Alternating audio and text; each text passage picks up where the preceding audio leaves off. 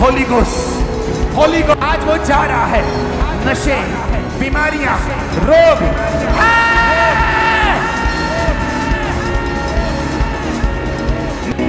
जब मैं ये प्रार्थना कर रहा हूंगा, आपने मेरे साथ ये प्रार्थना करनी है और शैतान को डांटना है।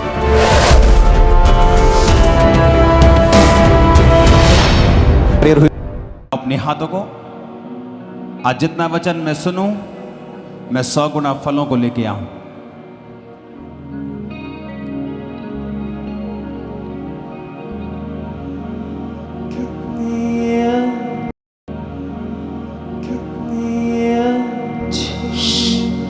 प्रभु यीशु मसीह के सामर्थी नाम में हम मांगते हैं।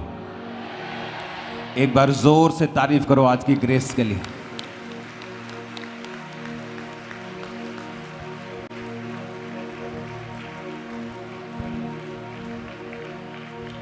इंडिपेंडेंस डे के लिए बधाई हो आप सबको बहुत सारी।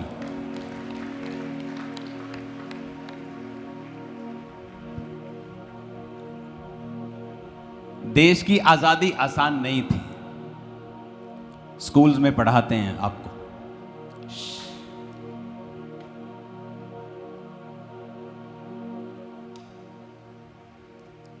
और देश की आजादी के लिए एक प्राइस पे किया गया। यह बहस का विषय है कि किसने कितना किया। कोई अपना धड़ा बोलता है इसने ज्यादा किया, कोई बोलता है इसने ज्यादा किया। हम उसमें नहीं जाएंगे, लेकिन एक मूल्य अदा किया गया आजादी के लिए। अगर शारीरिक आजादी के लिए मूल्य अदा किया गया, तो आपको यह मालूम होना चाहिए कि अगर आपको स्पिरिचुअल डिलीवरेंस चाहिए, लाइफ में डिलीवरेंस चाहिए, उसके लिए भी आपको एक प्राइस पे करना पड़ेगा। इसलिए मैंने कहा था कि पिछले थर्सडे जब यहां पर आपने समंदर देखा वाइट लोगों का,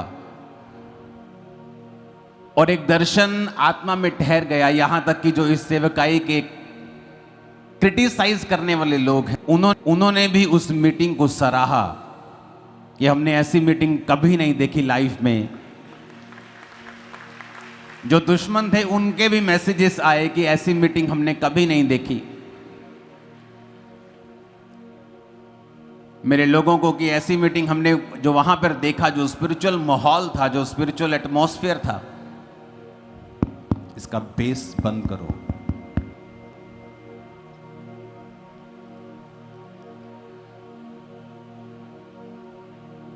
क्योंकि अगर आपको डिलीवरेंस चाहिए तो आपको यह बात समझ में आनी चाहिए कि आपको स्पिरिचुअल होना पड़ेगा डिलीवरेंस के लिए।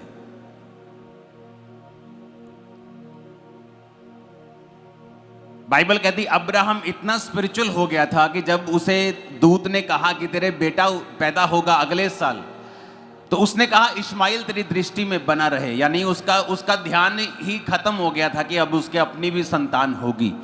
क्योंकि बाइबल कहती है क्योंकि वो स्थिर नगर वाले, नेम वाले नगर की बाट जो होता था, जिसका रचने वाला और बनाने वाला कौन है? परमेश्वर। उसका ध्यान आत्मिक हो चुका था। वो स्वर्ग की बाट जोता था। उसे मालूम था कि अगर मैं आशीष नहीं पाता और परमेश्वर से दूर हट जाता हूं, अपने लोगों में वापस जाके मिल जाता हूं, तो मैं स्वर्ग का अधिकारी कभी नहीं बन पाऊंगा। क्योंकि अब मैं जान गया हूं कि स्वर्ग का रास्ता परमेश्वर के पास है। तो उसने ये डिसाइड किया कि आशीष आए चाहे ना आए, लेकिन मैं स्वर्ग के रास्ते को छोड़ूंगा नहीं, मैं यहोवा के रास्ते को छोड़ूंगा नहीं। और वचन कहता है इसी कारण से वो आजाद हुआ और डिलीवर हुआ। अगर परमेश्वर आपको आशीष ना दे तो कौन से कोर्ट में जाकर उस पर केस कर सकते हो? अगर वो आपको बरकत ना दे तो कहां पर उसको जाकर बोल सकते हो? कहां उसको शिकायत कर सकते हो? कौन सा उस पर केस कर सकते हो? वो आपका किसी का मेरा कर्जदार नहीं है कि हमारी हर प्रार्थना का वो उत्तर देने का बाउंड है, उसे बांधा हुआ हमने। बाइबल कहती अलीशिबा और जकरिया दोनों बूढ़े थे और बांझ थे, और परमेश्वर की आज्ञाओं के ऊपर निर्दोष चलने वाले थे। और वचन कहता है कि जब चिट्ठी निकली, चिट्ठी मतलब कि लॉटरी निकलती थी कि आज कौन परमेश्वर के भवन में अंदर जाके सारी रीति रिवाजों को पूरा करेगा, तो वचन कहता है कि चिट्ठी जकरिया के नाम पर निकली। इतने सालों से बांझ रहने के बाद भी वो वहां चिट्ठी डालने के समय मौजूद था कि चिट्ठी मेरे नाम की डालो, हो सकता है कि मेरे नाम की लॉटरी आज निकल जाए। आज के विश्वासियों की तरह नहीं कि जब अगर 5 साल आशीष नहीं मिली तो वो परमेश्वर के ऊपर शक करने लगते हैं।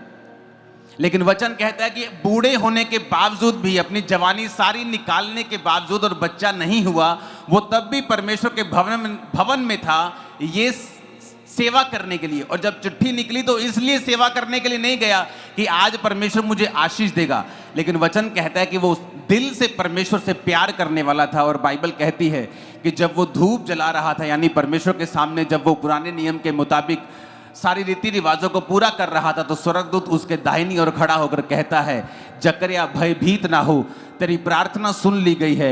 अब तेरी पत्नी से और तुझे जो बूढ़े हो अब एक पुत्र पैदा होगा, वो महान कहलाएगा, दाखरस न पिएगा, परमेश्वर के रास्तों को साफ करेगा, भविष्यवक्ता कहलाएगा। और ऐसा बेटा दिया जिसने यीशु मसीह को बपतिस्मा दिया।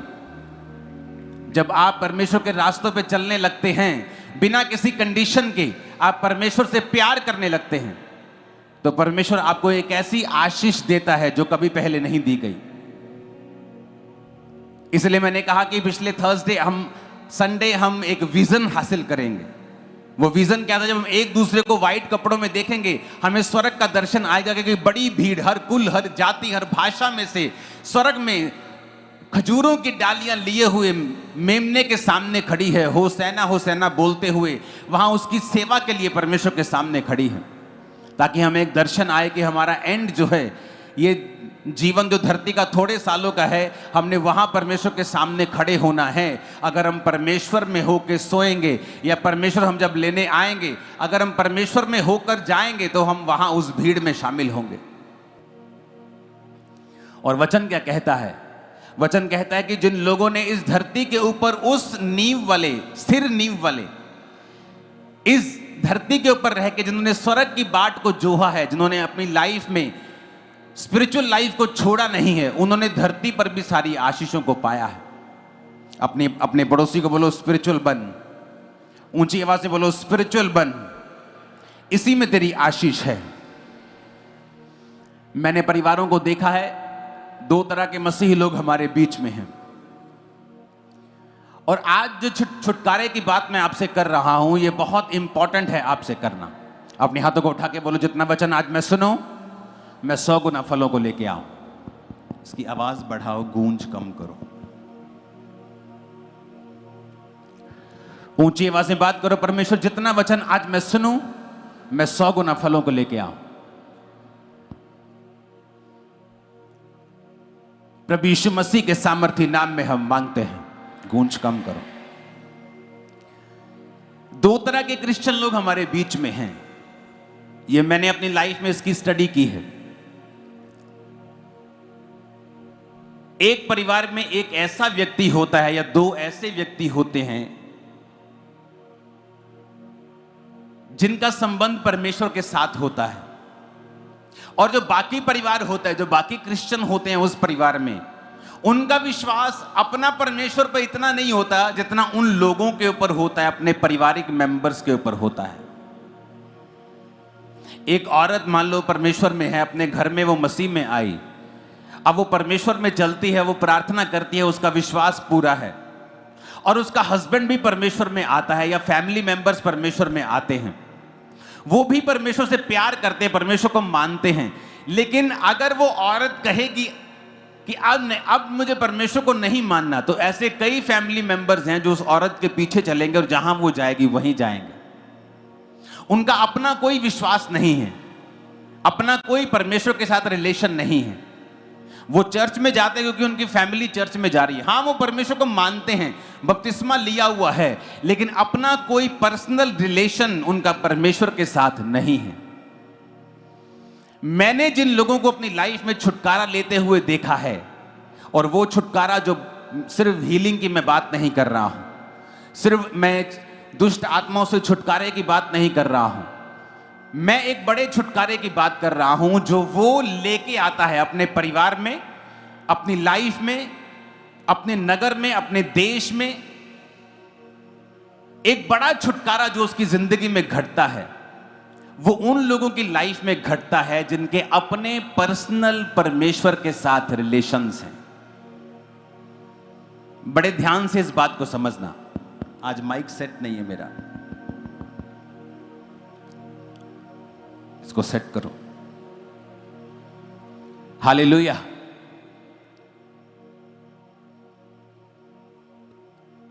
तो क्या आप उन लोगों में से हैं जो अपने परिवार के कारण क्रिश्चियनिटी में हैं, प्रभु से प्यार भी करते हैं, चर्च भी आते हैं, प्रेयर भी कर लेते हैं, या आप उन लोगों में से हैं जिनका अपना पर्सनल रिलेशनशिप परमेश्वर के साथ है? यहां बहुत सारे यूथ बच्चे बैठे हैं जो इस कारण चर्च में बैठे हैं क्योंकि उनका परिवार चर्च में बैठा है, उनकी मम्मी आज उन्हें चर्च में लेके आई है। क्या वो क्रिश्चियन नहीं है? क्या वो प्रेयर नहीं करते? करते हैं। फास्टिंग नहीं करते? फास्टिंग भी करते हैं। लेकिन उस टाइप का रिलेशनशिप उनका परमेश्वर के साथ नहीं है जैसा उनकी मम्मी का है, पापा का है, या उसके भाई का है, या उसकी बहन का है। और एक ऐसा छुटकारा जो सदा आपको फॉलो करे। एक होता है कि आपको हीलिंग मिल गई लेकिन थोड़े दिनों के बाद आप एक नई मुसीबत में हैं। लेकिन अगर आप याकूब की जिंदगी को देखेंगे, बाइबल कहती जब उसका भाई उसको मारना चाहता था और उसकी मां ने कहा बेटा भाग जा यहां से, और बाइबल कहती वो भागा और अपने मामा के पास जाके रहने लगा, तो रास्ते में उसने परमेश्वर से प्रार्थना की, परमेश्वर, उस प्रेयर को अगर हम पढ़ेंगे ना, आज वचन बहुत ज्यादा हैं, कुछ को मैं निकालूंगा, कुछ आपको घर जाके पढ़ने हैं। विस्लिंग बंद करो इसकी।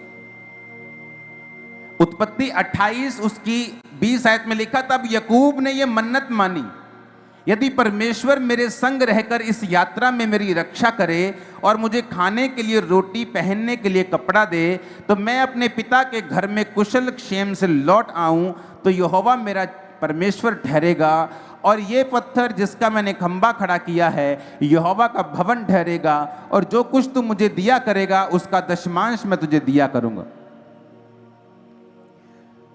और बाइबल कहती जब वो मामा के घर पहुंच गया, वहां उसकी शादी हो गई, बच्चे हो गए, जब वो वापिस आ रहा था अपने देश में, फिर उसे मालूम हुआ कि उसका भाई उसे फिर मारना चाहता है। फिर उसने अपने बच्चों को, पत्नियों को आगे भेज के फिर प्रार्थना की, वचन कहता है। उसकी पत्नियां हो सकता है प्रार्थना करती हों, लेकिन वो रिलेशनशिप जो याकूब का था वो किसी का नहीं था। वो संबंध जो परमेश्वर का उसके साथ था वो किसी परिवार के और मेंबर का नहीं था। और आप अगर देखेंगे तो याकूब अपनी जिंदगी में बार बार छुटकारे को चखता रहा। थोड़े थोड़े सालों के बाद परमेश्वर का हाथ उसे दिखता रहा और वो हाथ उसकी जिंदगी में काम करता रहा। कितने मेरी बातों को समझ रहे हैं? इसकी डिले खत्म करो, उसको ऊंचा करो, ऊंची आवाज में हालेलुया बोलो। मैं जो समझाने की आपको कोशिश कर रहा हूं, समझ पा रहे हैं कि नहीं? एक पर्सनल रिलेशनशिप परमेश्वर के साथ, एक पर्सनल संबंध परमेश्वर के साथ। हो सकता है आप क्रिश्चियन हो, रोजे रखते हो, प्रेयर भी करते हो, लेकिन वैसा संबंध आपका परमेश्वर के साथ ना हो जैसा परमेश्वर चाहता है, जैसा याकूब का था, जैसा दानियल का था, जैसा यूसुफ का था, जैसा चेलों का था, जैसा पौलुस का था। मैं उस तरह के रिलेशनशिप की बात कर रहा हूं। अगर ऐसा संबंध आप परमेश्वर के साथ कायम करने में कामयाब रहते हैं तो आप छुटकारे को अपनी डेली लाइफ में महसूस करेंगे। वो आपकी फैमिली साल्वेशन हो, वो आपकी बिजनेस का छुटकारा हो, आपकी फाइनेंशियल लाइफ हो, वो आपकी शारीरिक लाइफ हो, वो सेहत हो। आप देखेंगे कि जैसे ही आपको शैतान ने फंसाया या आप फंसे या परीक्षा के कारण फंसे, परमेश्वर का आत्मा आपको निकालता जाएगा, क्योंकि आपके रिलेशनशिप परमेश्वर के साथ स्ट्रांग है। नहीं तो क्या होता है, आपका परिवार जब आपको चर्च में लेके आता है, आपकी मम्मी आपके लिए प्रेयर करती है, आपका पास्टर आपके लिए प्रेयर करता है, आप छुटकारा पाते हैं। लेकिन थोड़े दिनों के बाद जब आप एक नई मुसीबत में होते हैं, आप फिर कंफ्यूज हो जाते हैं कि अब मैं क्या करूं, क्योंकि अभी आपको खुद खाना बनाना नहीं आया। अभी आप पकी पकाई खा रहे हो, कभी माँ ने खिला दी, कभी बहन ने खिला दी, अभी खुद आपको पकाना नहीं आता, अभी खुद आपको सब बनाना नहीं आता। लेकिन मैं ये बात कर रहा हूं, अगर आपका पर्सनल रिलेशनशिप, आपका पर्सनल संबंध जब परमेश्वर के साथ बनता है और आपको समझ आती है और परमेश्वर के साथ आपका नाता जुड़ता है, आप जब भी फंसेंगे आप प्रेयर करेंगे और परमेश्वर आपको छुड़ाता जाएगा।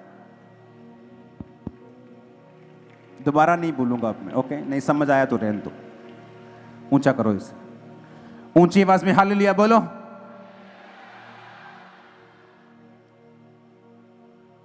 ये एक खास मैसेज है जो परमेश्वर ने मुझे आपको देने के लिए बोला है।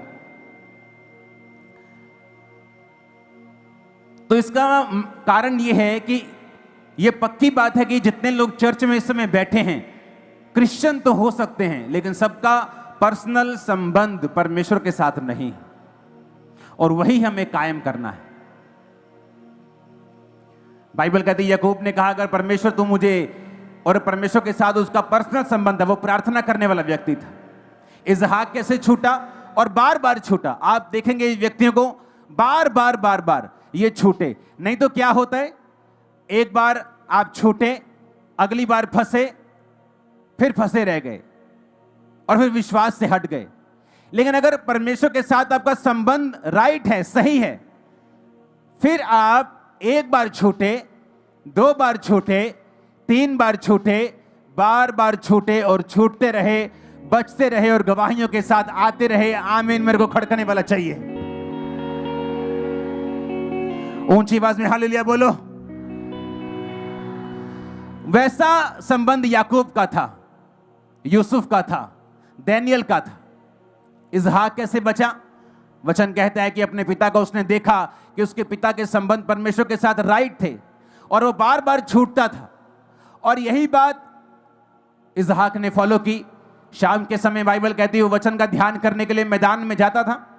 मैदान में जाता था तो वचन का ध्यान करता था, पर्सनल संबंध परमेश्वर के साथ अपने कायम करता था। फिर छूटा। कैसे? इतना होने के बावजूद भी, इतने पैसे बरकत होने के बावजूद भी उसकी पत्नी बांझ थी, बाइबल कहती है। फिर छुटकारा पाया, बेबी हुआ, और वचन क्या कहता है, फिर अकाल पड़ा। जब अकाल पड़ता था तो देश के देश नाश हो जाते थे। वहां टेक्नोलॉजीज नहीं थी कि इलेक्ट्रिसिटी है, नीचे से मोटर लगाकर पानी निकाल लेंगे या कुछ ऐसा कर लेंगे। कुदरत पे इंसान निर्भर था। अगर आप पुराने टाइम में चले जाएंगे, आज से कुछ साल पहले, तो कई कई जगहों के ऊपर जो इंसान की एवरेज लाइफ थी वो 56 साल की भी रह गई थी। महामारियां जब बढ़ जाती थी तो वैक्सीन नहीं होती थी। आज दवाइयां हैं, वैक्सीन हैं, तो इंसान को ज्यादा जीने में मदद मिलती है। तो तब के समय में अगर अकाल पड़ा तो समझो मौत आई। लेकिन वचन क्या कहता है, उसके संबंध परमेश्वर के साथ थे।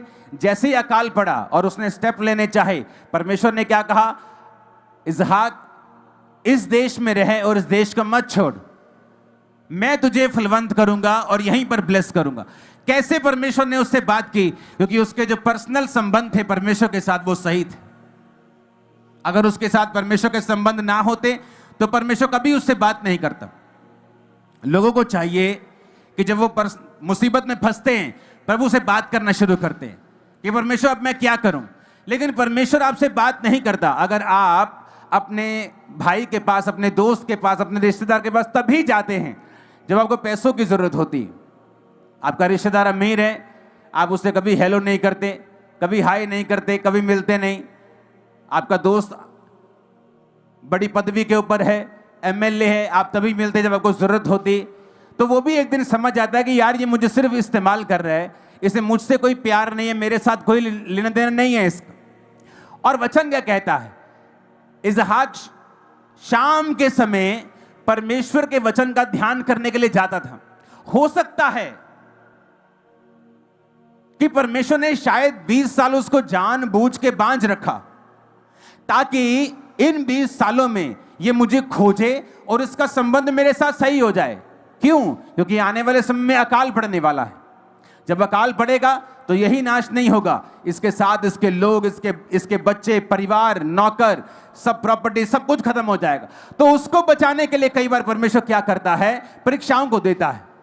वो परीक्षा आई, अच्छा बांझपन खत्म नहीं हो रहा, वैसे बड़ा काम अच्छा चल रहा है, बिजनेस अच्छा चल रहा है, सब कुछ अच्छा चल रहा है, लेकिन बांझपन फिनिश नहीं हो रहा। शक हो रहा है, क्या ये पत्नी परमेश्वर की ओर से है? हाँ, परमेश्वर की ओर से है। परमेश्वर ने तो भेजा है। मेरे पिता के नौकर ने जाकर वहां प्रार्थना की थी, परमेश्वर जो लड़की आएगी ऊंटों को पानी पिलाएगी, मुझे भी पिलाएगी, वही तेरी ओर से होगी। तो रिबिका है तो परमेश्वर की ओर से है, लेकिन बच्चा क्यों नहीं हो रहा? हो सकता है परमेश्वर ने बच्चे को रोका हो, क्योंकि आने वाले समय में अकाल पड़ने वाला था। तो परमेश्वर ये चाहता था कि इसके संबंध मेरे साथ इतने गहरे हो जाएं कि जब बड़ी मुसीबतों का यह सामना करे, और ऐसी मुसीबत जो सिर्फ इसी को नहीं इसके पूरे परिवार को नाश कर देगी, तो उस समय इसके संबंध मेरे साथ सही हों। और वचन क्या कहता है? वचन कहता है कि इसहाक को परमेश्वर ने कहा कि जिस देश को मैं तुझे दिखाऊंगा तो उसी देश में रहेगा। कैसे परमेश्वर उससे बात कर रहा है? कैसे पॉसिबल है? यह इमरजेंसी बात नहीं थी। जब आप उस समय परमेश्वर के पास जाते हैं, उसी समय ही जाते हैं जब किडनी फेल हो रही है, जब लिवर फेल हो रहा है, जब बच्चे भाग रहे हैं, जब फाइनेंस गिर रहा है, तो परमेश्वर को भी मालूम है कि ये इमरजेंसी बिलीवर है, इसे मुझसे प्यार नहीं है, ये सिर्फ तभी आता जब इसको मेरी जरूरत है। तो कई बार इमरजेंसी काम कर जाती है। आपका दोस्त कई बार ऊंची पोजीशन पे, आपने कभी उसे याद नहीं किया और सडनली आपको जरूरत पड़ गई, तो कहता नहीं यार तू मेरा पुराना दोस्त है, और आप फिर काम करवाने के बाद उसको 2-4 साल फिर भूल जाएं, और फिर आपको मुसीबत पड़े, आप फिर एमएलए को, उस दोस्त को फोन करें। वो समझ आता है कि तू आदमी सही नहीं है। हालेलुया, तू सही आदमी नहीं है, तो मुझको तभी याद करता है जब तुझे मेरी जरूरत होती है। उससे क्या होता है? उससे आप उस लेवल पर, उस पोजीशन पर नहीं आते कि आप परमेश्वर की बात को सुन सकें। बाइबल कहती जब एस्तर ने रोजे रखे तो वो रोजे इमरजेंसी रोजे नहीं थे। एस्तर को रोजे रखना सिखाया गया था, क्योंकि वो यहूदी ट्रेडिशन में रोजे रखना, बोना, टाइथ बोना सिखाया जाता है। आज भी अगर आप यहूदियों के बच्चों के पास चले जाएंगे तो उनकी पॉकेट मनी का भी वो टाइथ निकालते हैं, ये उनको बचपन से सिखाया गया है। और जब यहूदी बच्चे बड़े होते हैं, मैं आपको बता रहा हूं, वो कभी प्रेयर नहीं करते इतनी कि हे परमेश्वर मुझे बिजनेस में कामयाब करना, मेरे फाइनेंस को बढ़ाना। वो ऑटोमेटिकली बिजनेस में, फाइनेंस में कामयाब होते हैं। दुनिया के सबसे बड़े बड़े बिजनेस अमेरिका में, दुनिया में जूइश यहूदी लोगों के हैं। क्यों? उनकी तैयारी उस विषय में बचपन से कराई जाती है।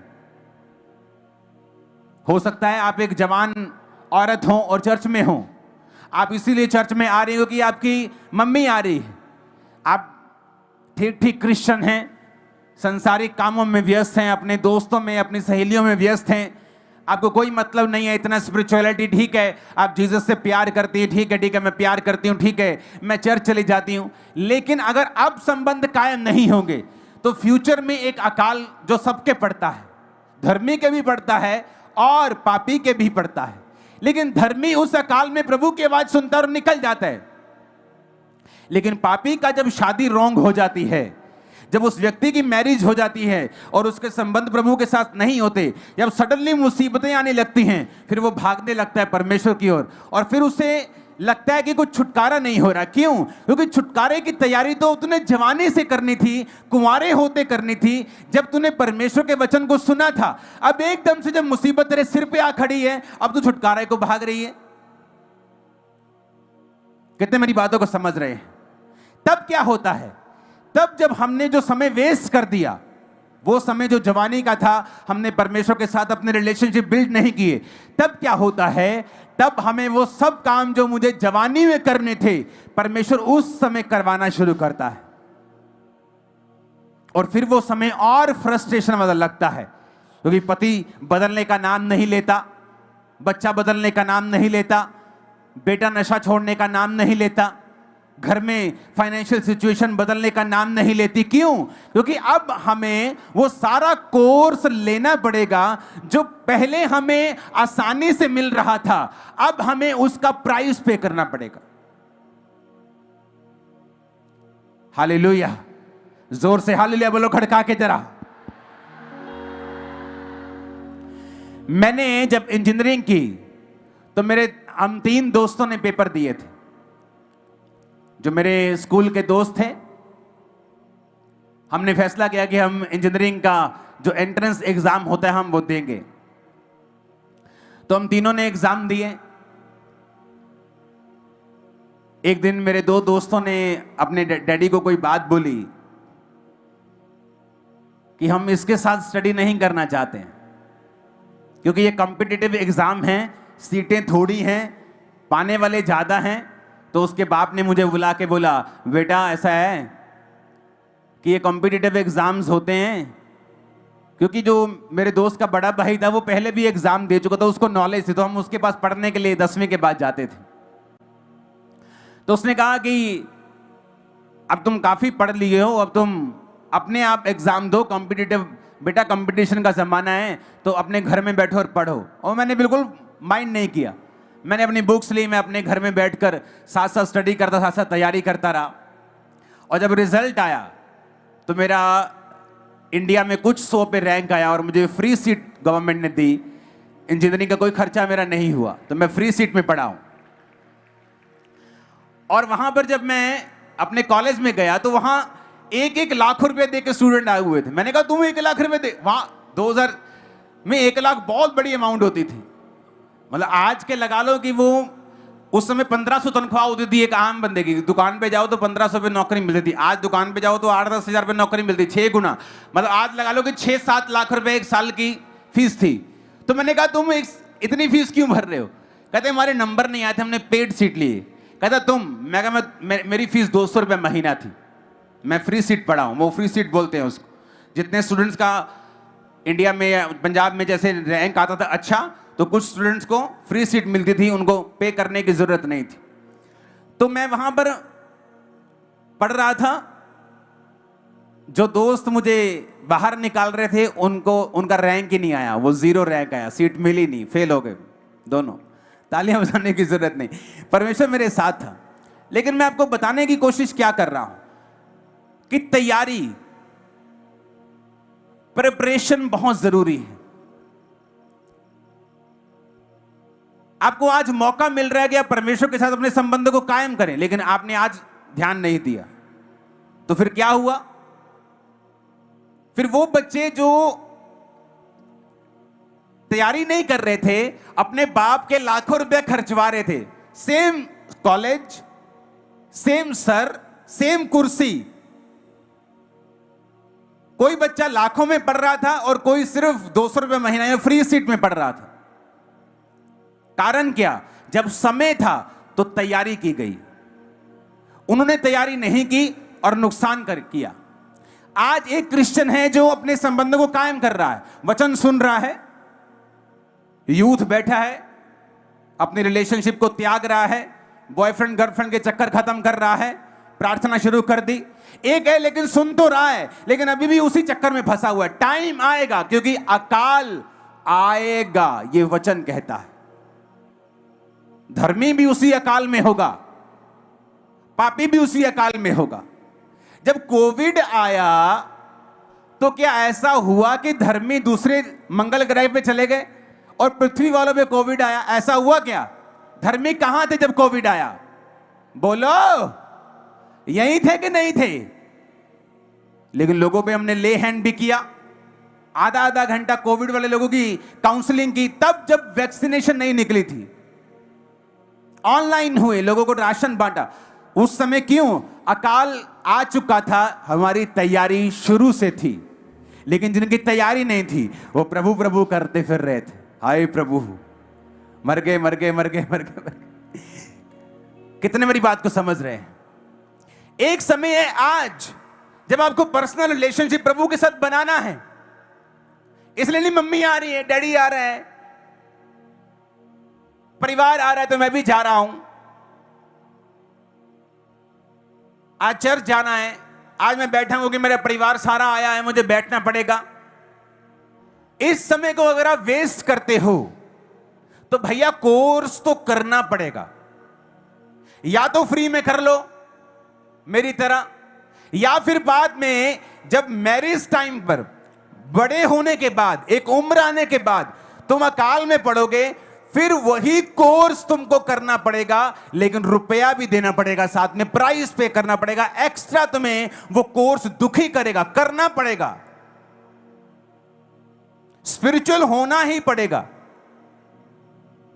फिर वो लड़की, वो लड़का जो आज परिवार की वजह से क्रिश्चियन हो रहा है, चर्च में आ रहा है, तब उसे अपने पर्सनल रिलेशनशिप प्रभु के साथ बिल्ड करने पड़ेंगे, क्योंकि अब प्रभु ये चाहता है उसकी लाइफ में, तब परमेश्वर उसे छुटकारा देगा। तो क्यों नहीं वो पर्सनल रिलेशनशिप जो बाद में छितर खा के करनी है, अब कर ली जाए। परमेश्वर ने मुझसे साफ कहा है आप लोगों के लिए आज कि अगर चर्च अपना पर्सनल रिलेशनशिप मेरे साथ नहीं बनाएगी, वो छुटकारा हासिल नहीं कर पाएगी। आपने प्रेयर रिसीव किया, आप हील हो गए, बिकॉज गॉड इज गुड। आपने प्रेयर की, आप डिलीवर हो गए, बिकॉज गॉड इज गुड। वो अच्छा है, वो भला है। लेकिन क्या आपने पर्सनल रिलेशन परमेश्वर के साथ बिल्ड किया? No, because famine is coming, वो आ रहा है, अकाल, और वो किसी को छोड़ेगा नहीं। वो धर्मी पर भी आएगा, पापी पर भी आएगा। धर्मी बच जाएगा, इसहाक की तरह 100 गुना फल लाएगा उस अकाल में भी। और यीशु के नाम में भविष्यवाणी करता हूं, जो धर्मी आप में बैठे हैं, 100 गुना फलों के साथ, गवाही के साथ, एक बड़ी टेस्टिमनी के साथ, ढोल के साथ वापिस आ रहे। नहीं नहीं, खड़कने वाला 7 आमीन चाहिए मेरे को। नहीं नहीं, खड़कने वाले आमीन चाहिए 7 ऊंची आवाज में।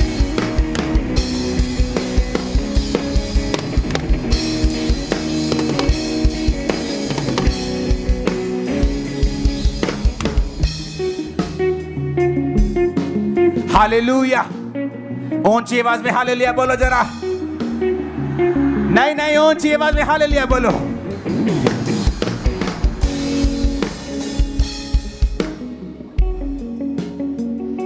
कितने इन बात को समझ रहे हैं कि अब बेटा आज आ तो गए मम्मी के कहने के ऊपर, पर तुमको आज समझ आ रही है कि परमेश्वर तुम्हारी जिंदगी से भी क्या चाहता है। हालेलुया। आज आ तो गए हो पापा के कहने पर, भाई के कहने पर, या वॉलंटियर हो, या काम करते हो, या स्टाफ हो, बैठे हो, लेकिन बेटा कोर्स करना पड़ेगा। अच्छा है कि अभी कर लो, फ्री सीट पे कर लो, पेड सीट पे करोगे यही course, same course, special teacher नहीं होंगे, स्पेशल कॉलेज नहीं होगा, स्पेशल ट्रीटमेंट भी नहीं मिलेगा। इसी कोर्स को करना पड़ेगा, पर पैसा देकर, दुखी होकर करना पड़ेगा। अगर तो टाइम पर बिल उतार दो तो फिर तो ठीक है, अगर टाइम पे मत उतारो तो साथ में क्या पड़ता है? क्या पड़ता है? फाइन पड़ता है। या तो अभी कोर्स कर लो और प्रभु के साथ में पर्सनल रिलेशनशिप बना लो, बाइबल पढ़ो सुबह उठकर, पाप को छोड़ो, वचन को पढ़ो, प्रार्थना को करो, प्रभु के साथ अपने पर्सनल रिलेशन को कायम करो। ये नहीं हाँ मेरी वाइफ जाती है चर्च, क्या तुम्हारा, कई लोग आप देखोगे क्रिश्चियन बीमार रहते हैं, अच्छे लोग हैं, प्रार्थना करते हैं, पर्सनल प्रभु के साथ कोई रिलेशनशिप नहीं। आज वाइफ बोल दे कि नहीं मुझे डेरे पे जाना है, बोलेंगे चलो ठीक है। अपना कोई रिलेशनशिप प्रभु के साथ नहीं है, और इसीलिए वो छुटकारा भी उनकी लाइफ में नहीं होता। अगर बीमारी है तो बनी हुई है, क्रिश्चियन होने के बावजूद, ले हैंड के बावजूद, क्योंकि अपना पर्सनल रिलेशनशिप आपको बनाना जरूरी है। खुद प्रेयर करना, बाइबल पढ़ना, प्रभु की इच्छा को जानना कि वचन में परमेश्वर आज मुझसे क्या बात करते हैं, अगर आपके अंदर स्पिरिचुअल लाइफ में बढ़ने की इच्छा नहीं है तो इसका मतलब आप में परमेश्वर के साथ संबंध नहीं बनाए हैं, आपके पर्सनल रिलेशन प्रभु के साथ नहीं हैं। अगर आपकी स्पिरिचुअलिटी, आपकी क्रिश्चियन लाइफ सिर्फ छुटकारा, वीजा, चंगियाई, बरकत तक सीमित है और आप स्पिरिचुअल लाइफ में बढ़ना नहीं चाहते हैं तो आप अभी परमेश्वर के साथ पर्सनल रिलेशनशिप में नहीं गए हैं। यह निशानी है।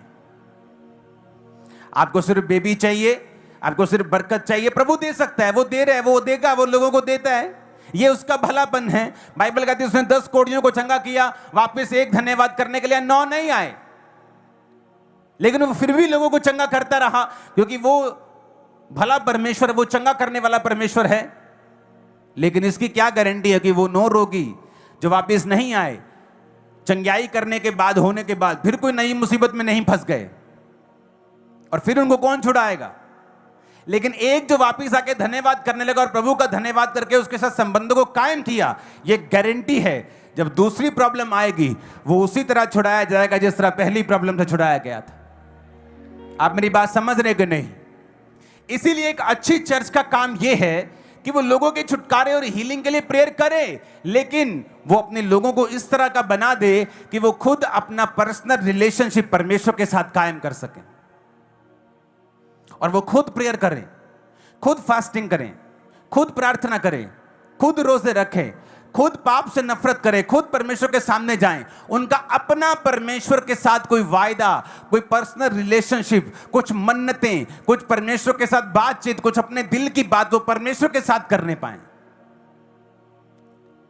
कान खुल रहे हैं कि नहीं? हाथों को उठाकर खुल रहे हैं तो ऊंची आवाज में हालेलुया बोलो।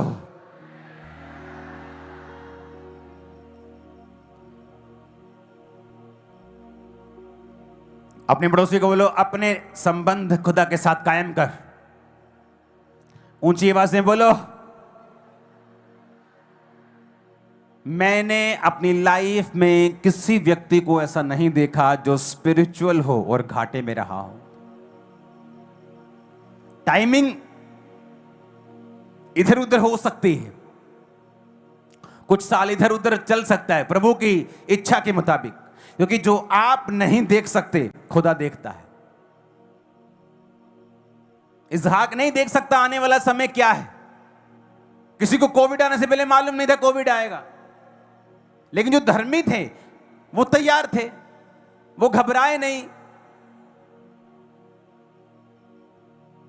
कोविड आने के ऊपर घबराए नहीं, भागे नहीं, छुपे नहीं। जो लोग नई नई चर्चेस को देखते हैं, जैसे बोलते हैं ये कहां थे जब कोविड था, कमेंट करने से पहले फेसबुक मेरी निकाल के देख लेना कोविड टाइम की मैं कहां था, मालूम हो जाएगा।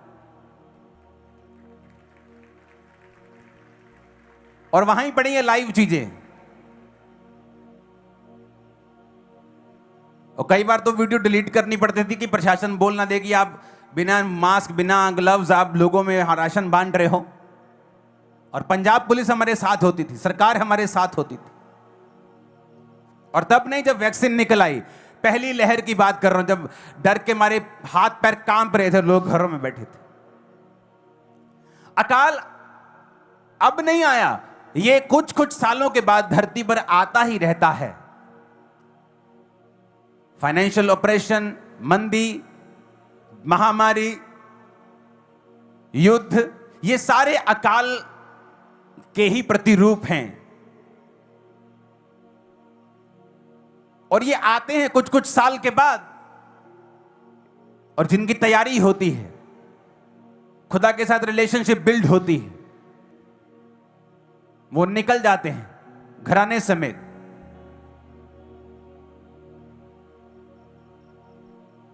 बहुत ही लोगों ने 2020 में ही परमेश्वर के साथ अपने संबंध मजबूत किए, जब उन्हें मालूम हुआ कि कुछ नहीं है दुनिया में।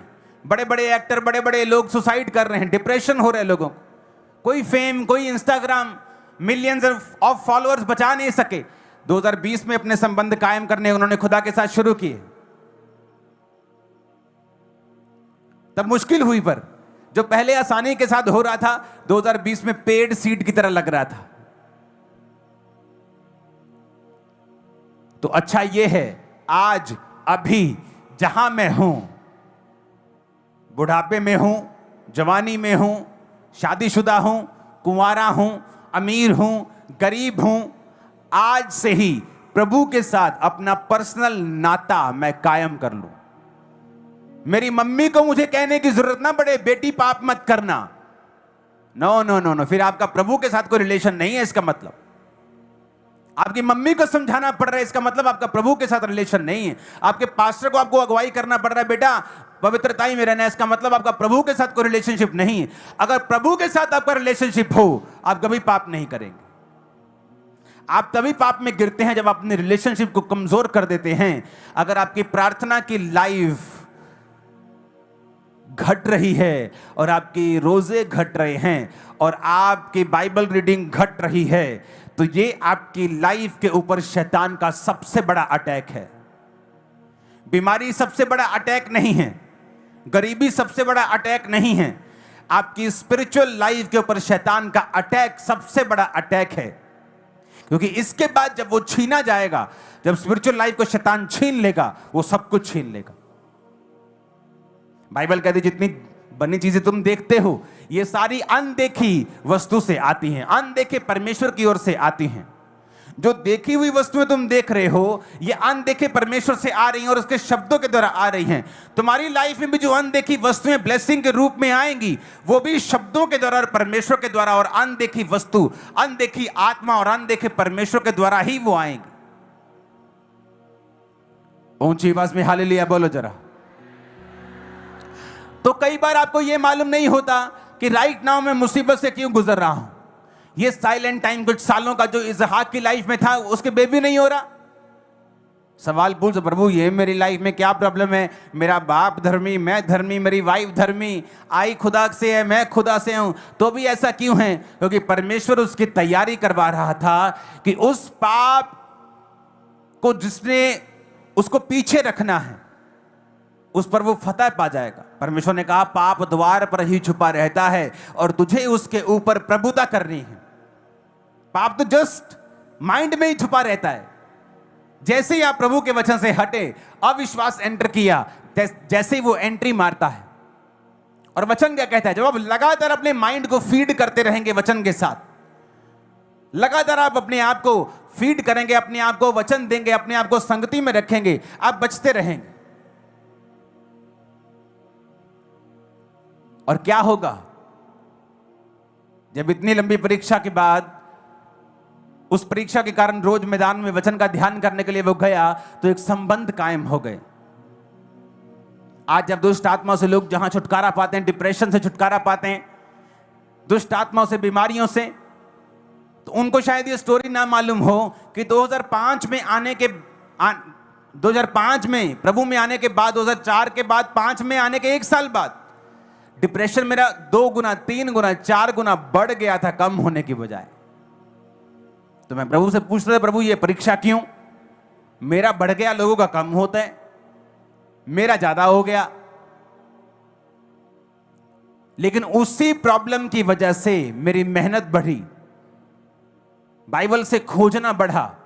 6-6 घंटे बाइबल पढ़ी, 4-4 दिन में नया नियम खत्म करता था मैं, 4 दिन में। क्योंकि डिप्रेशन से मुझे फ्री महसूस होता था जब मैं बाइबल पढ़ता था। मसीह में आने से पहले डिप्रेशन से फ्री होना होता था तो नशे करता था, तो हर टाइम नशे में रहता था, तो डिप्रेशन से ऐसे लगता था कि ठीक है, लेकिन कब तक नशे में रह लोगे? पेन किलर्स कब तक खा लोगे? अगर बॉडी में दर्द है, आप पेन किलर खा ही जाओगे, एक दिन पेन किलर भी काम करना बंद कर देता है। अगर उसका इलाज नहीं करोगे दर्द का परमानेंट, तो परमानेंट इलाज क्या है? परमेश्वर के साथ रिलेशनशिप कायम करना। तो रिलेशनशिप मैंने कायम की। अपनी प्रार्थना को 15 मिनट से लेके 45 मिनट किया, 45 मिनट से लेके 2 घंटे किया, 2 घंटे से लेके 5 घंटे किया, रिलेशनशिप को बिल्ड किया। और एक समय आया जब परमेश्वर ने उस दुष्ट आत्मा से मुझे आजाद किया, और आज हजारों लोग आजाद हो रहे हैं।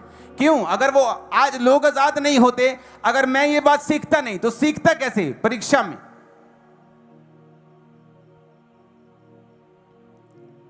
जो कुछ भी आपके जीवन में घट रहा है, अगर आप उसके बारे में क्वेश्चन कम करेंगे और प्रेयर ज्यादा करेंगे, सवाल जवाब कम करेंगे, प्रभु के साथ बहस कम करेंगे, प्रार्थना ज्यादा करेंगे और संबंध ज्यादा कायम करेंगे, तो जल्दी आप एक बड़े छुटकारे को, परमानेंट छुटकारे को अपनी लाइफ, अपने परिवार, अपने फाइनेंस, अपनी बॉडी, अपनी स्पिरिट के ऊपर आता हुआ देखेंगे। खड़कने वाला आमीन चाहिए चर्च मेरे को। हालेलुया।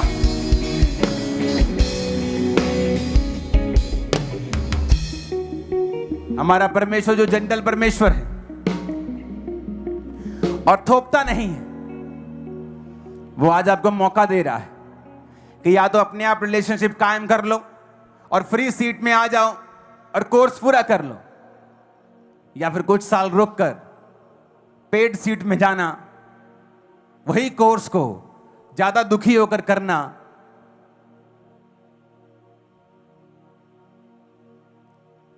जब एक छोटा बच्चा एबीसी पढ़ता है उसे मजा आता है, लेकिन जब छोटा बच्चा एबीसी नहीं पढ़ता और बड़े होकर उसे मालूम होता है कि मुझे बाइबल पढ़नी है, भाई मुझे तो क ख आना चाहिए, उड़ा आना चाहिए, एबीसी आनी चाहिए, जब बड़ा बच्चा ट्यूशन रखता है उसे कुछ कुछ शर्म महसूस होती है।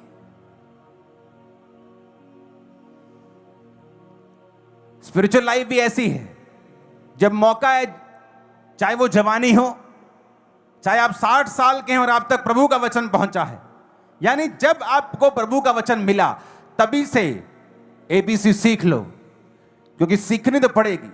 10 साल बाद सीखेंगे तो शर्मिंदा हो होकर सीखेंगे, लोग क्वेश्चन करेंगे, तेरा पति ऐसा कैसे निकला, तू क्रिश्चियन है, तेरी वाइफ ऐसे कैसी हो गई। लेकिन अगर अभी कर लेंगे तो शर्मिंदा नहीं होंगे, बाद में वही एबीसी करेंगे, कोर्स करेंगे तो शर्मिंदा हो होकर करेंगे। करनी वही एबीसी है, करना वही कोर्स है। अभी कर लेंगे तो वेल एंड गुड है, ब्लेस्ड है, प्राउड होगा। बाद में करेंगे तो करना तो पड़ेगा। आज आपका चर्च में आना मुबारक हुआ है। मैं जानता हूं इस वचन के जरिए हजारों लोग तौबा करेंगे और समझ जाएंगे कि भाई साहब रास्ता यही है। अब जब थोड़ा पानी आ रहा है तो निकल जाओ, जब ज्यादा पानी आएगा निकलना तब भी पड़ेगा। अब तो थोड़े छींटे पड़ के निकल जाएंगे, लेकिन बाद में पूरे गीले होकर निकलना पड़ेगा। तो फैसला प्रभु आप पे छोड़ते हैं। उसने कभी किसी के साथ जबरदस्ती नहीं की। उसने कहा अगर दिल के दरवाजे को खोलेगा, मैं तेरे भीतर आऊंगा, तुझे खाना दूंगा, तो मेरे साथ खाएगा, मैं तेरे साथ खाऊंगा। ये उसने अन्य जातियों के लिए नहीं बोला है, कलीसिया को बोला है। क्रिश्चियन जो ऑलरेडी मसीह में हैं और दिल का दरवाजा अभी बंद है, उसने कहा मैं तेरे साथ खाना खाऊंगा, यानी सीक्रेट शेयर करूंगा, ग्लोरियस लाइफ दूंगा, शानदार जिंदगी दूंगा। खाने का मतलब हीलिंग भी है, चंगाई भी है, स्पिरिचुअल रेवलेशन भी है, सीक्रेट्स भी हैं, ग्लोरियस लाइफ भी है, रिवॉर्ड भी है। लेकिन अगर दिल का दरवाजा खुलेगा तो अपनी होठों को खोलो। यूथ, भाई बहन सब, बेटे बेटियां सब, इसको सिंगिंग कर दो। आप हाथों को उठाओ, घुटनों पे आ जाओ। आज बीमार चर्च में बैठे हैं, वो सारे बीमार आज चंगे हो रहे हैं।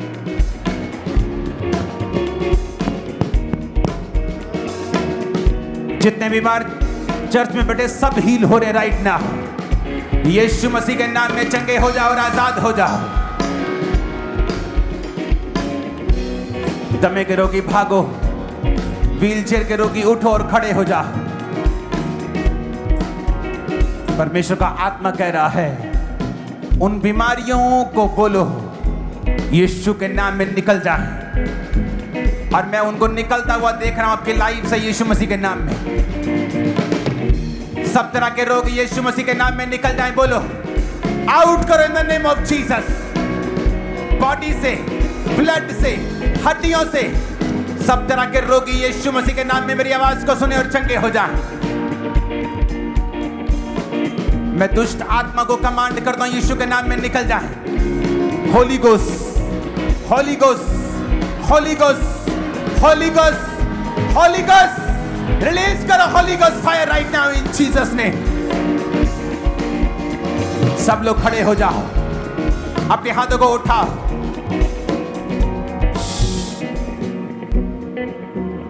सिर्फ ड्रम की आवाज स्लो करो, खासकर उसके टम टम की।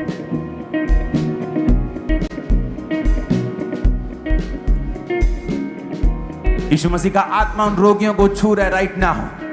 पेन्स को खत्म होते मैंने देखा है, आंखों को हील होते हुए देखा है, बीमारियों से तुम्हें आजाद होते हुए देखा है राइट नाउ। चंगे हो जाओ और आजाद हो जाओ। आमीन हो जाए, बरकत तुम्हारी है।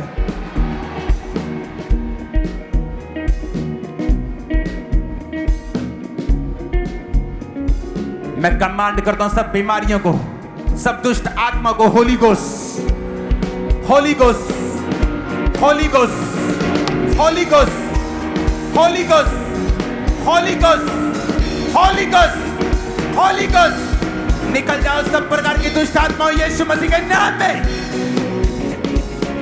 कमांड करो, आउट करो यीशु के नाम में।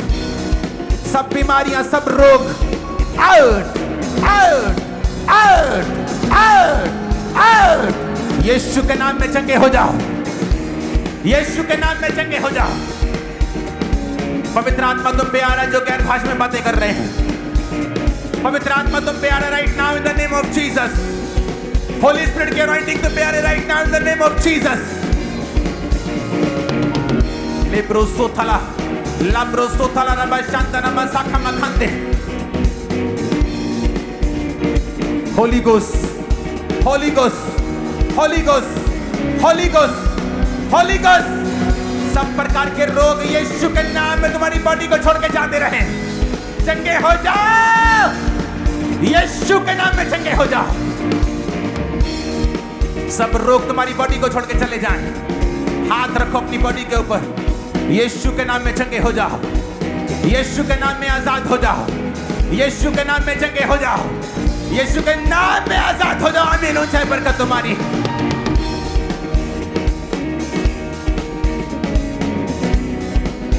पेट के रोगों को मैं निकलता हुआ देख रहा हूं, बीमारियों को निकलता हुआ देख रहा हूं।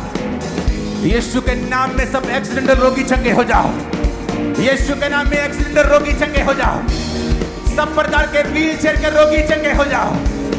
मैं कमांड करता और भविष्यवाणी करता हूं, कल से जिन्होंने तवा कर लिया इस वचन को सुन के अपने पर्सनल संबंध को कायम किया है, कल से जब वो इस दुनिया में जाएंगे फेवर को, बड़े फेवर को हासिल करने पाएंगे।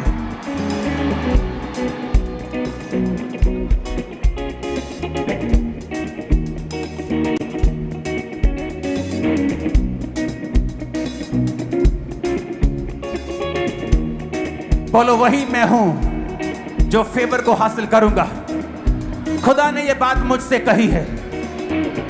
अंगीकार करो ऊंची आवाज में।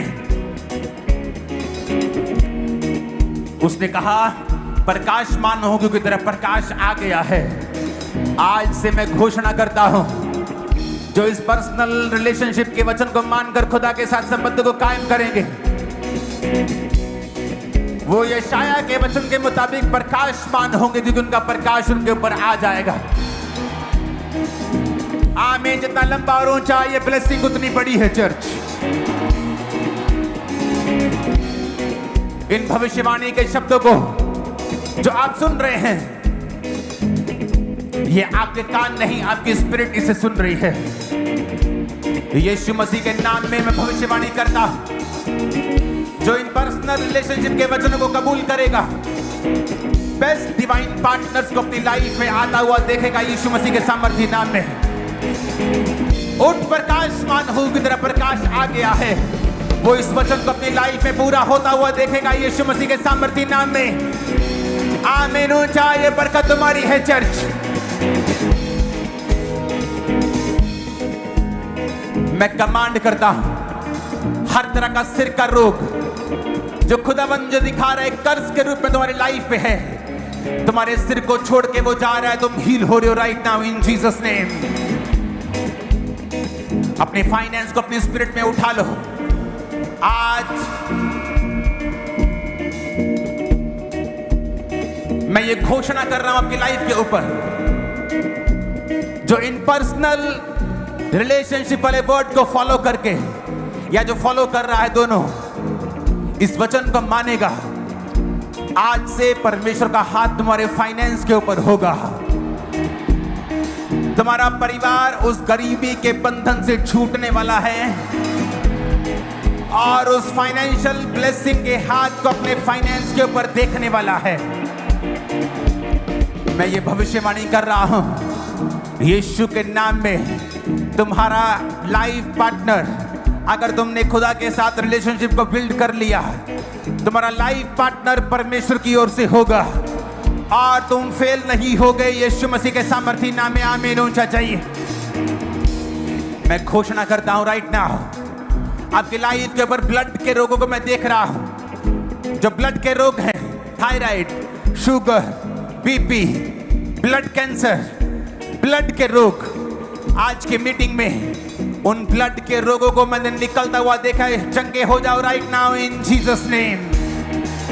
आमीन ऊंचा। ये बरकत तुम्हारी है चर्च। आज जो इस वचन को सुनेंगे और फॉलो करेंगे, भविष्यवाणी करता, अपने हाथों को उठा लो। अगर तुम्हारे पास जॉब नहीं, तुम जल्दी बिजी होगे। नया बिजनेस नहीं, तुम नए बिजनेस को ओपन करोगे वेरी सून। एक छोटा बादल तुम्हें दिखाई देगा जो आने वाले सालों का बड़ा बारिश के बादल होंगे यीशु मसीह के सामर्थी नाम में। अगर तुम्हारी रिलेशनशिप मजबूत है, तुम बेस्ट वीजा के साथ ब्लेस होगे। अगर वो वीजा ना आना तुम्हारे रिलेशनशिप को कमजोर कर रहा है, तो प्रभु को बोलो ऐसा नहीं चाहिए, ऐसा वीजा नहीं चाहिए, ऐसी बरकत नहीं चाहिए, तुझसे दूर जो मुझे ले जाए। मैं प्रार्थना करता हूं राइट नाउ और घोषणा करता हूं आपकी लाइफ के ऊपर, अगर आपके पर्सनल रिलेशन आपने स्ट्रांग किए, आज मैं भविष्यवाणी करता हूं इस बड़ी मीटिंग के ऊपर, आपकी फैमिली जल्दी बपतिस्मा लेने वाली है यीशु मसीह के नाम में।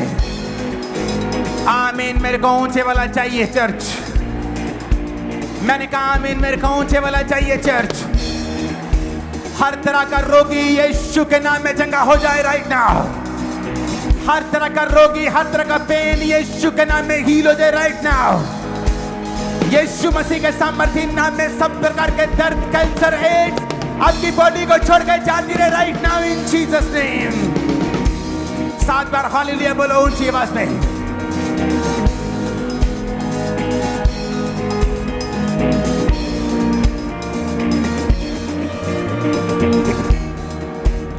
ऊंची आवाज में हालेलुया, हालेलुया। अपने सिर पे हाथ रखो। हर वो अंधकार की शक्ति जो आपको डिस्कनेक्ट करती है खुदा के साथ रिलेशनशिप बनाने से, मैं आपकी लाइफ से उसके प्रभाव को, उसकी थिंकिंग को, उसकी सोचों को आपके माइंड और स्पिरिट पर से निकालता हूं। यीशु मसीह का दास होने के नाते आपको ब्लेस्ड घोषित करता।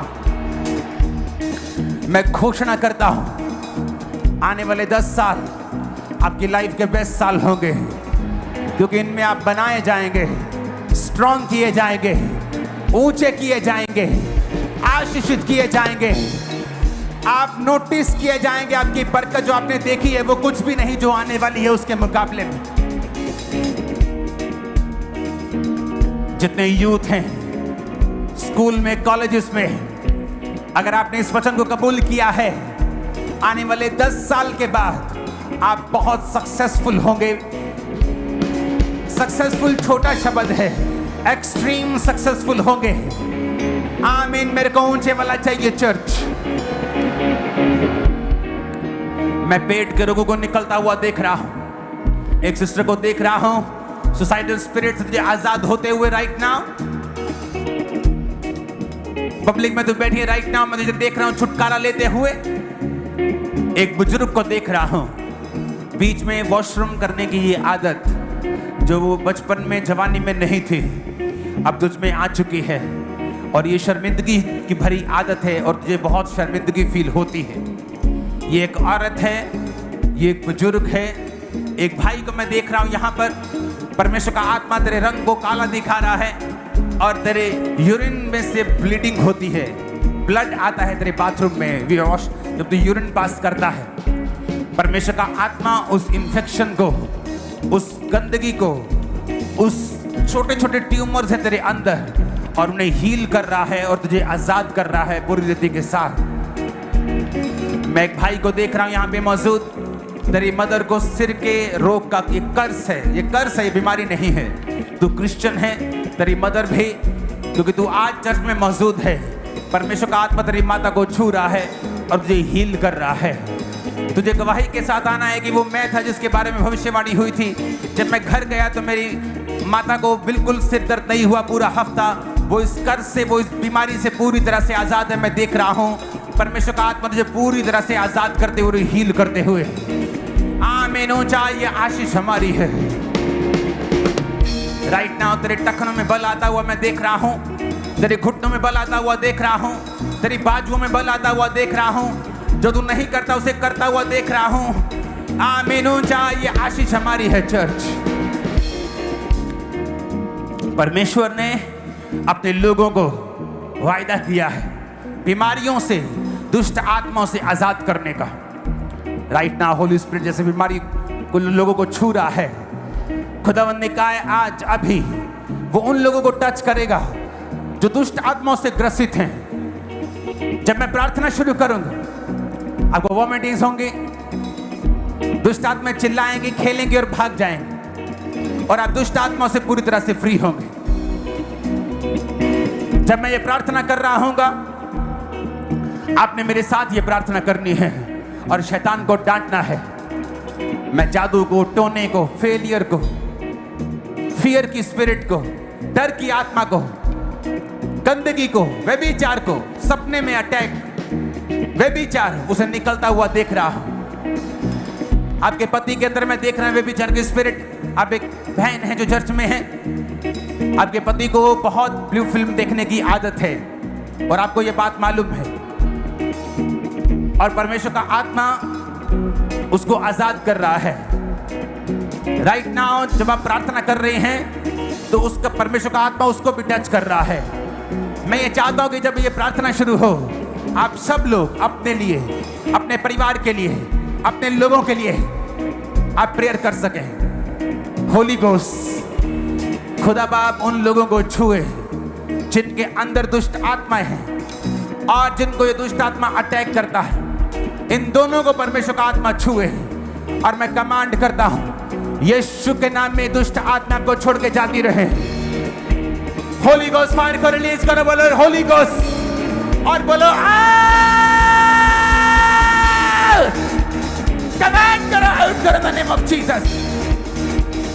बीमारी की, गंदगी की, दुष्ट आत्मा, रोगों की दुष्ट आत्मा out, out, out, out. Yeshu के नाम में निकला, यीशु के नाम में आउट, आउट। मैं कमांड करता हूं right now Holi ghost, Holi ghost, Holi ghost, Holi ghost, Holi दुष्ट आत्माएं, दुष्ट आत्माएं यीशु के नाम में out, out.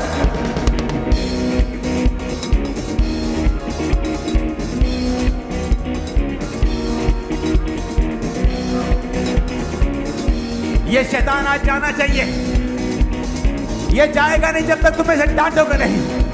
Holi ghost, Holi ghost. तुम्हारे घरों में शैतान यही है जो नशे करवाता है, ये वही है जो बीमारियों को रखता है, ये वही है जो दुष्ट आत्मा, जो फियर को, डर को रखता है, ये वही है जो बीमार रखता है। कमांड करो, बोलो ये आज इसका लास्ट है। Holi ghost, Holi ghost, Holi ghost, Holi ghost, Holi ghost,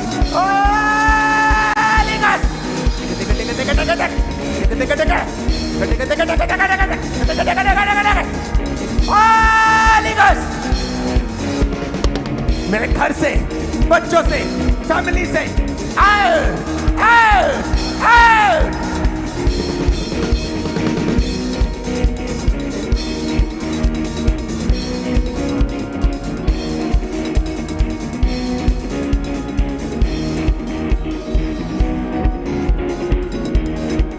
volunteer कोई टच नहीं करेगा किसी को।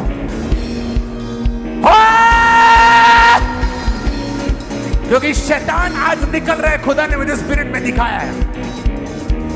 आज वो जा रहा है, नशे, बीमारियां, रोग,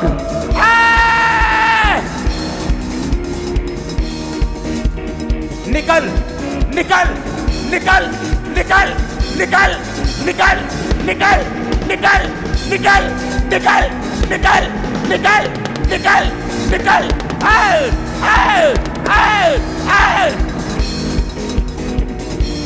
Holy Ghost, Holy Ghost, Holy Ghost, Holy Ghost.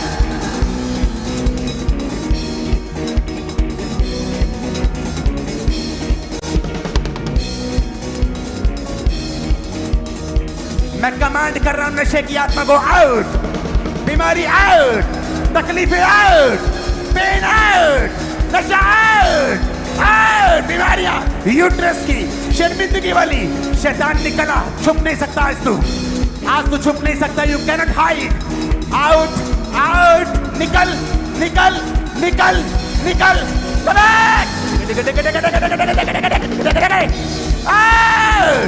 यीशु के नाम में निकल जा, यीशु के नाम में अंधकार की शक्ति को बांधते हैं, यीशु के नाम में झाड़ने का हुक्म देते हैं, यीशु के नाम में निकलने का हुक्म देते हैं, यीशु के नाम में, यीशु खुदावंद यीशु के नाम में कमांड करो।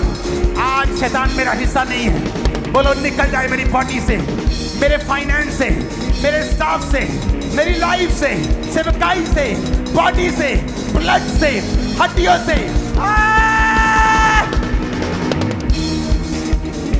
यीशु के नाम में, यीशु के नाम में, यीशु के नाम में निकल निकल निकल निकल, आउट, आउट। तुम जहां भी हो शैतान निकल आओ, तुम छुप नहीं सकते आज। यू कांट हाइड, यीशु की आत्मा से छुप नहीं सकते तुम, उसकी प्रेजेंस में छुप नहीं सकते। यीशु के नाम में निकल आओ। Depression out, cancer out, AIDS out, रोग आउट, शैतान आउट, शैतान आउट, आउट।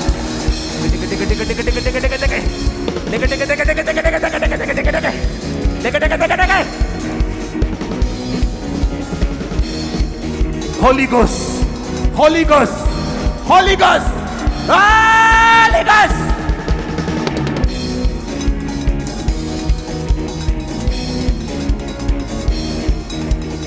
तुम छुप नहीं सकते शैतान, तुम जहां भी हो। अभी मेरा काम बुरा नहीं होया, आत्मा मैंने जो देखा है, यीशु के नाम में निकल आओ।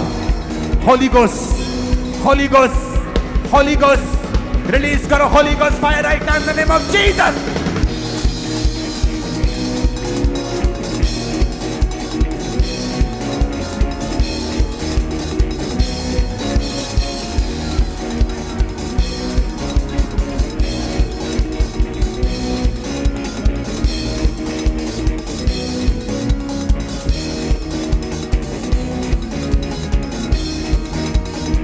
देखा है कुछ, दिखा उसको, कौन है अंदर?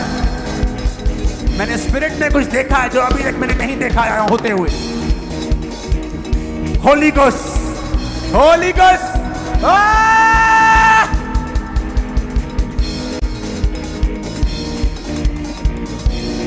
वो रोग, वो बीमारियां निकल रही बाहर right now in the name of Jesus.